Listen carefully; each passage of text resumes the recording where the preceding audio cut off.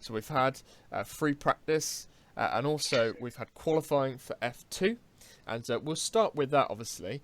And it was Lando Norris that has put it on pole position. Oh, we've heard that name before, haven't we? Yes, we Uh, have. no, it was a pretty close qualifying. I mean, when you watch F2, even the qualifying was dramatic. Like F1, it is dramatic, but that was really close. Actually, I was surprised at how close it was. But it's a debut F2 front row, is what it is, because he's alongside George Russell. I'm pretty sure on the front row. Mm. So that's good news for Brits across, well, just British racing in general. We're only one British driver in Formula One at the moment, Mr. Hamilton, of course. So hopefully this all changes. Hopefully these guys do get their chance in the big time. And yeah, it's a big effort from Norris, to be fair, because I mean, I don't know. I don't know how much to read into this because F2 is always a really close and competitive field. So getting a pole position the first race of the year, massive, of course, but it just needs to, solidify. And he now needs to definitely take these wins. Just let's see how far he can go with it. Yeah, obviously, as you say, really big for Britain because as well, Hamilton's getting on now. He's not going to go on Mm. forever, although it does seem like he's getting younger, like Benjamin Button almost. It doesn't really seem to be aging. But yeah, he will be going eventually. So we need these drivers coming through. Especially when you've got kind of a British Grand Prix that's in a little bit of limbo. I don't think that they'll lose it. But obviously, there is actually a contract that's being cancelled from Silverstone then, so it is important that these drivers are coming through. But yeah, I'm just going to play a clip now because obviously we mentioned there Lando Norris. We actually had an interview with him back in January now, I think it was, and he was talking about his hopes for the season. And obviously, what you're about to hear now is him talking about hopes not being quite as high as pole position in his first race. Not sure basically on how it's going to go because it's going to be quite a different challenge to kind of what I'm used to in the past. I'm going in with confidence, of course, with Carlin, but it's definitely going to be tricky, especially in the beginning of the season. We don't really know where we are at all compared to the other teams. So yeah, especially in the beginning, I think that's going to be quite tough.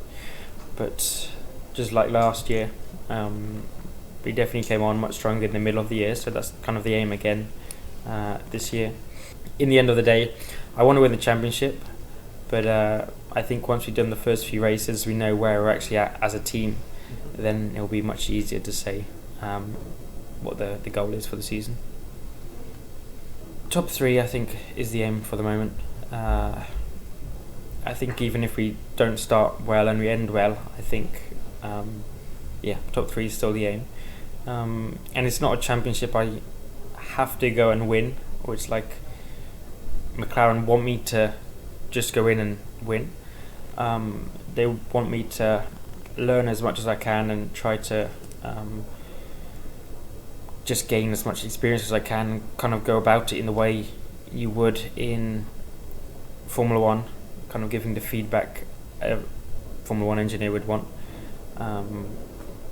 Just so if I had the opportunity to, I think, step into Formula One in the next couple of years, I'm already on the level that I need to be, not again trying to work up at the end of the season. So yeah, that is that, and so he'll be very happy with the pole then, talking about there being later on in the season where he's going to push on. So he'll be really impressed with that, and obviously George Russell, his main rival, as he was kind of expecting. But going back now to just F2 in general, Josh, who's normally on the podcast with us, he wrote something that I thought was very interesting. He said that no longer in F2 do you need these years of experience to do well. And someone like Norris and Russell, as they've proven, can come straight into the series and do really well. So do you think people maybe like Markelov this year will, and who has De Vries as well, will actually not really be challenging at the front, and it will just be these debutants? May well be. I mean, he's probably right in a sense because it's so close. It's probably based purely now on talent. I mean, it's very much how, if you like, Formula E is set up. It's very close, and there's no real winner straight off the bat.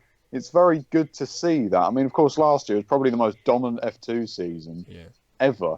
You know, I mean, Leclerc just bossed it. So, yeah, he's probably right in that sense. And people, you're right, like De Vries and De Vries, whatever, and Markelov. To be fair, Roberto Merri is back in F2 as well this year.